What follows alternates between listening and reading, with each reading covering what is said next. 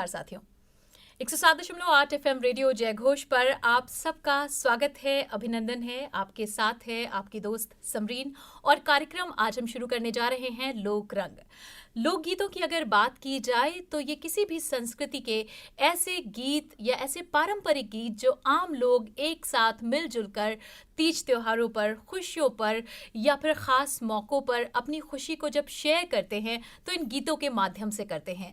लेकिन बहुत से ऐसे कलाकार हैं जिन्होंने अपनी पूरी ज़िंदगी सर्व कर दी इन कलाओं के पीछे। तो आज हम आपकी मुलाकात एक ही ऐसी ही लोक गायिका से कराने जा रहे हैं जिन्होंने अपनी ज़िंदगी के तमाम साल, अपनी ज़िंदगी के बहुत सारे साल इस कला को दिए हैं। तो आज हम आपकी मुलाकात कराने जा रहे हैं विख्यात लोक गायिका रीना टंडन जी से। बहुत बहुत स्वागत है आपका स्टूडियो में। नमस्कार दर्शकों। बातचीत का सिलसिला जारी रहेगा, लेकिन उससे पहले कार्यक्रम की शुरुआत करते हैं आपकी मधुर सी आवाज से एक लोकगीत के साथ। जरूर। तो मैं प्रस्तुत करना चाहती हूँ भगवान कृष्ण की एक बधाई। बिल्कुल। जन्म लियो है नंद लाल, बधाई है बधाई है।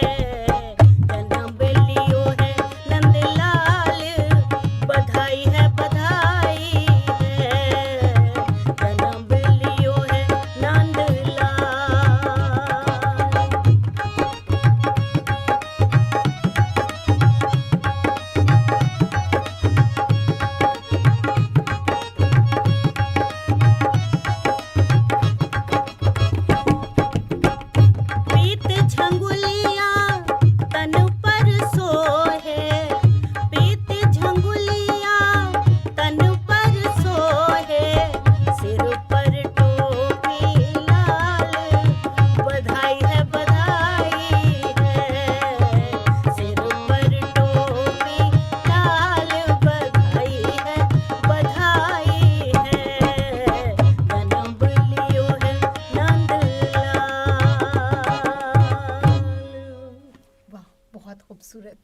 और मैं आपसे ये जानना चाहूँगी कि आपकी ज़िंदगी में लोक गायन की शुरुआत कब हुई, कैसे हुई और क्या आपने शास्त्रीय संगीत भी सीखा है?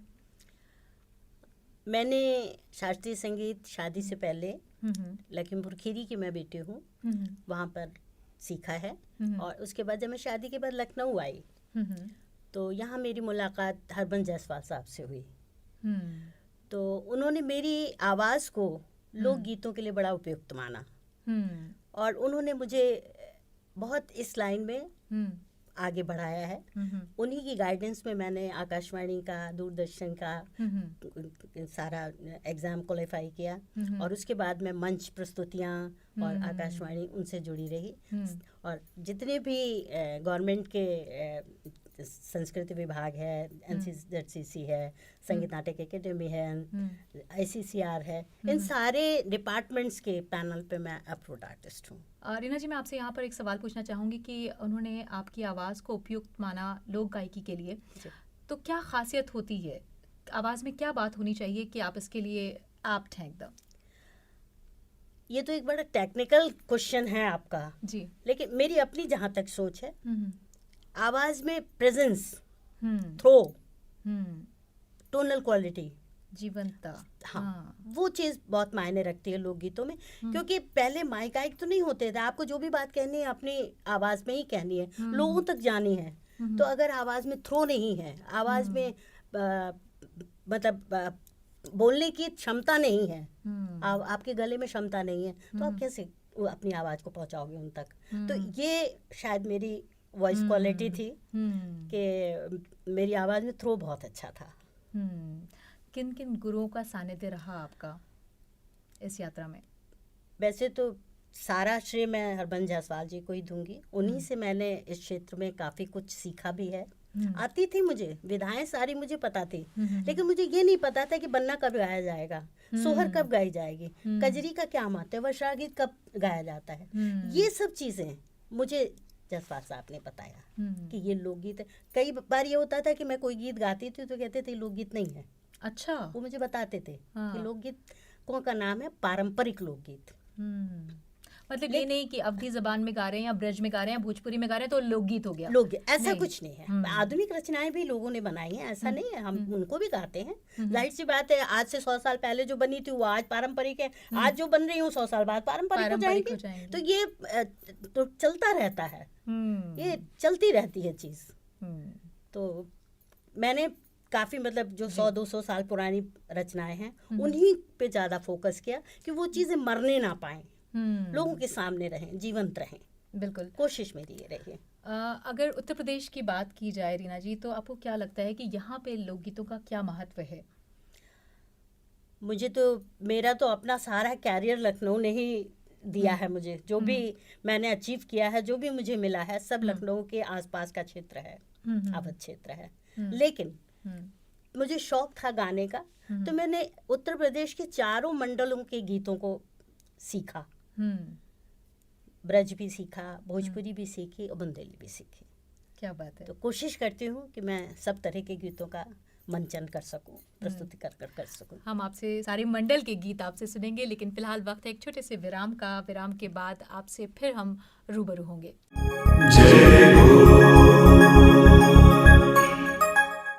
एक बार फिर से स्वागत है आपका लोकरंग में, और आपके साथ है आपकी दोस्त समरीन, और हमारे साथ इस वक्त स्टूडियो में मौजूद हैं जानी मानी लोक गायिका रीना टंडन जी। रीना टंडन जी, आपकी ज़िंदगी में जो लोक गायकी की शुरुआत हुई तो आपने तमाम इसके आयामों को छुआ है।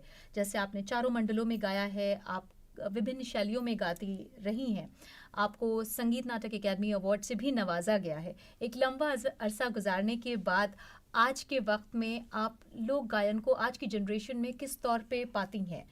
जनरेशन का जो कनेक्शन है यूथ का, वो कैसा देखती हैं आप? यही अफसोस की बात लगती है कि यूथ इससे जुड़ नहीं पा रहा है।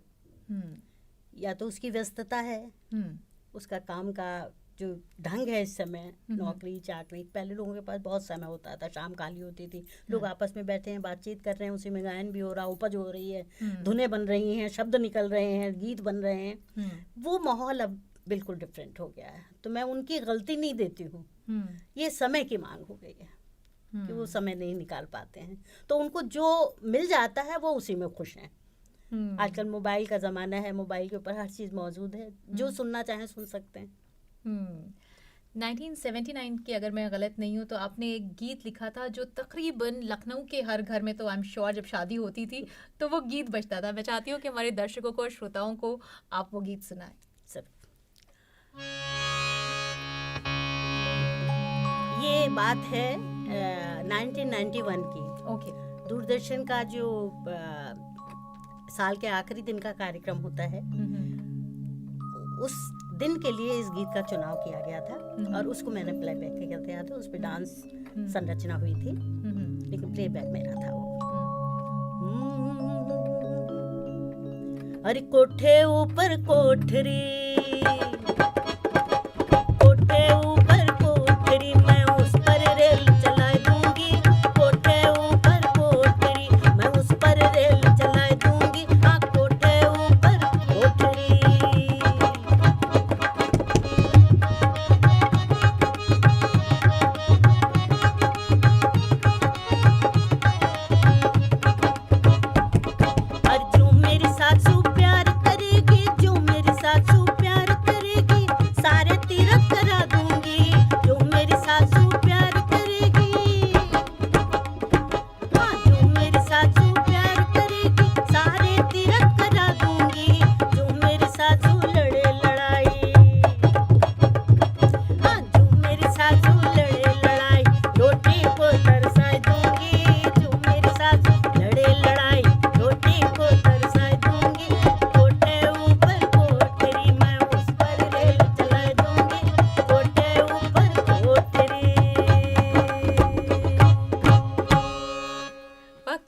क्या खूबसूरती के साथ धमकी दी जा रही है सास को, और सास भी इस धमकी के साथ खुश है। ये खूबसूरती है हमारी इस गाने की। यही विशेषता थी कि इसमें जिठानी, ननद, देवर, सैया सबके रिश्तों पे बातचीत होती थी जी। और सब अपने को गाली खा के खुश होते थे। वही मतलब बार बार फरमाइश करते थे, हाँ वही सुना दो, वही सुना दो। वही सुना दो। सामने से आप ये गा रहे हैं और आपके सामने बैठी है सास, सब खुश है। कहती थी कि बेटा वो गाना जरूर गाना, वो गाना जरूर गाना। दीदी आपने तो ऑलमोस्ट सारी शैलियों में, मंडलों में गाया है। हम चाहते हैं कि आप कोई और गीत सुनाएं जो आपके दिल के बहुत करीब हो। जरूर। मैंने जो पहली बधाई गाई थी वो ब्रज की थी, और दूसरा कोठे ऊपर कोठी वो अवध का गाना था। अब मैं आपको भोजपुरी में सुनाती हूँ।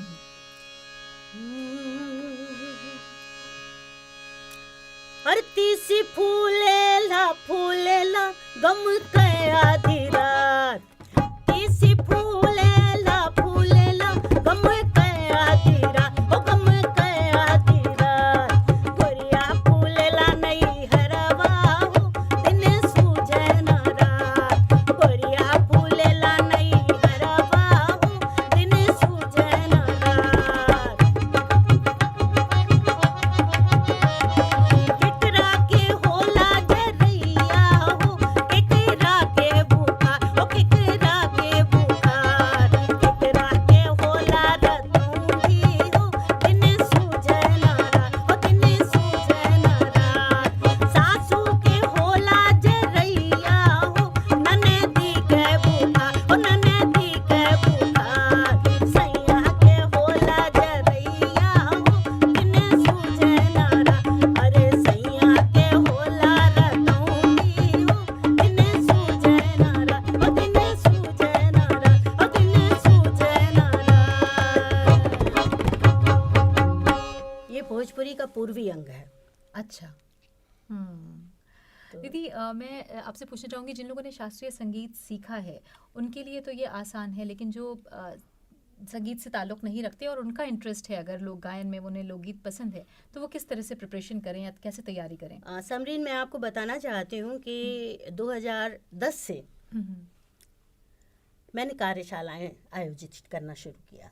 अच्छा। कि कोई आदमी कब तक जिंदा रह सकता है, और हर चीज़ की एक उम्र होती है। तो मैंने इस विधा को जिंदा रखने के लिए अब अपनी घरेलू महिलाओं को जोड़ना शुरू किया कि आप आइए, जो मेरे पास है आप सब लीजिए, सब सीखिए। तो उसी सिलसिले में अब तो मैं दिल्ली में रहती हूँ और मैं लखनऊ इसी सिलसिले में आई हुई। मेरी 27 जनवरी से यहाँ SNA में ही वर्कशॉप चल रही है। मैं सिखा रही हूँ महिलाओं को। कल उसका समापन भी है और प्रेजेंटेशन है। तो काफ़ी इंटरेस्ट लिया उन लोगों ने। बस मुझे एक बात का अफसोस ज़रूर रहता है कि महिलाएं तो आती हैं, लड़कियां नहीं आती। वही जनरेशन वो मैं उन्हीं के लिए सोचती थी कि शायद कोई माँ अपनी बेटी को लेके आए, कोई बहन अपनी बहन को लेके आए, कोई भाभी अपनी ननद को लेके आए कि चलो तुम भी चलो, सीखो चल के। ऐसा नहीं हुआ। यहाँ पर मैं बहुत व्यथित हूँ इस बात को देख के कि वही महिलाएं आ रही हैं, जुड़ रही हैं, नहीं भी जुड़ रही हैं, ऐसा नहीं, महिला, लेकिन घरेलू महिलाएं, वर्ग है। बस नई जनरेशन से जोड़ पाना, जनरेशन इसको एंजॉय नहीं करती। तो उसको समझ में नहीं आता। उसमें आपको क्या वजह लगती है? जबान वजह है कि कल्चर वजह है? कल्चर भी है, जबान भी है, क्योंकि आजकल जो पढ़ाई का मेथड है वो इंग्लिश मीडियम ज़्यादा जोर है उसके ऊपर, तो वो हिंदी से उनका जुड़ाव ही कम हो गया है, उनको समझ ही नहीं आता है ना। माँ बाप भी भाई पढ़े लिखे हैं, नौकरी चाकरी वाले हैं, तो सब इंग्लिश मीडियम है। आप आज में घर में भी वो इंग्लिश में ही बात करते हैं, तो बच्चों को हिंदी समझ ही नहीं आती। तो भाई जहाँ जो चीज़ आपको समझ में आएगी आप उसमें इंटरेस्ट लोगे, जो चीज़ आपको समझ ही नहीं आएगा, आपको पता ही नहीं क्या चीज़ है, तो आप क्या उसमें इंटरेस्ट लोगे। मेन कारण ये है उसका। एक और मैं आपसे बात पूछना चाहूँगी कि जब आप अवध, ब्रज, बुंदेली, इन सब का एक्सेंट अलग है, तो जब कोई इंसान सीखना चाहता है, मान लीजिए उसकी ज़बान हिंदी है, तो उसके लिए कितना मुश्किल होता है बुंदेली में लोग गीत सीखना या फिर भोजपुरी में सीखना, कितना मुश्किल होता है? प्रैक्टिस। जब हम उनको सिखाते हैं तो हम एक गीत को, जैसे हमने शुरू से पहले दिन उनको 2 गीत सिखाए, दूसरे दिन 2 गीत सिखाए, इस तरह से उनको 2-2 गीत सिखाते गए। लेकिन पहले वाले जो गीत हैं उनका रिपीटिशन डेली होता था, उनकी प्रैक्टिस डेली होती थी। तो आज नहीं तो कल चढ़ ही जाएंगे ज़बान पे। आप हिम्मत करिए, मेहनत करिए, क्यों नहीं होगा, बिल्कुल चढ़ेगा। हिंदी तो हिंदी है, साथियों, बातों का सिलसिला जारी है। फिलहाल वक्त है एक गीत का। दीदी, कोई एक गीत हो जाए। ज़रूर। मैं लखनऊ में बहुत समय तक रही हूँ, तो लखनऊ की एक मुगल संस्कृति रही है काफ़ी समय तक, तो उसका प्रभाव अभी भी गीतों में नज़र आता है, यहाँ की लोक संस्कृति में नज़र आता है। तो आपको एक बन्ना सुनाती हूँ। बन्ना मेरा ईद का चांद नाजो चांदनी, बन्ना मेरा ईद का चांद नाजो चांदनी है, बन्ना मेरा ईद का चांद।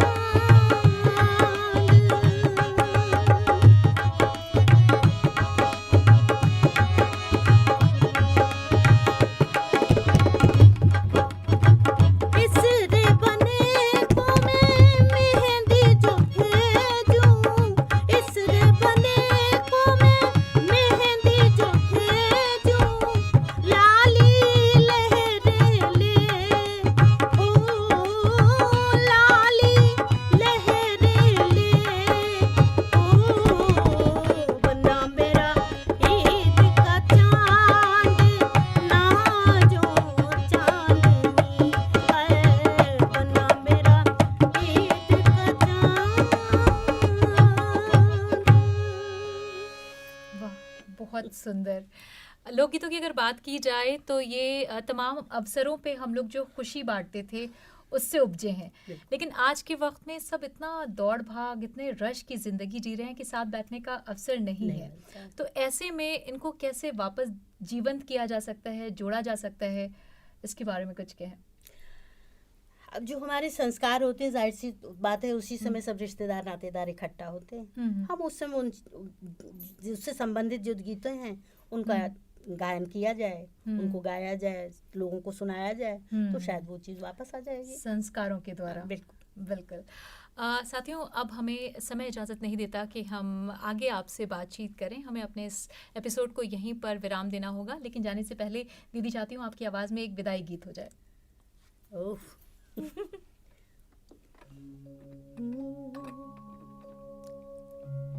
एक बहुत पारंपरिक रचना आपको सुनाती हूँ विदाई की।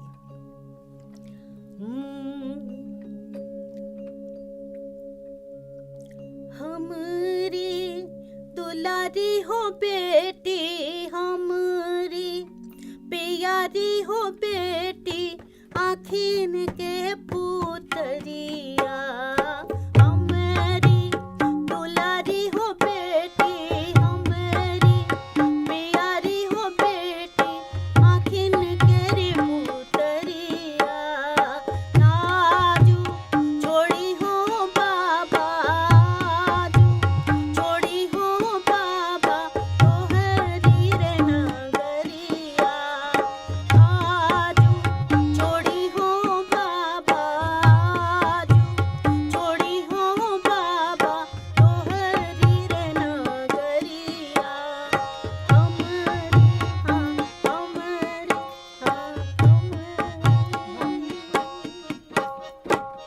ये विवाह के समय की विदाई का गीत है। बहुत सुंदर है। दीदी, आप आई, हमारे साथ बातचीत की, इतने सुंदर सुंदर गीत सुनाए, इसके लिए बहुत बहुत धन्यवाद। आपका भी धन्यवाद।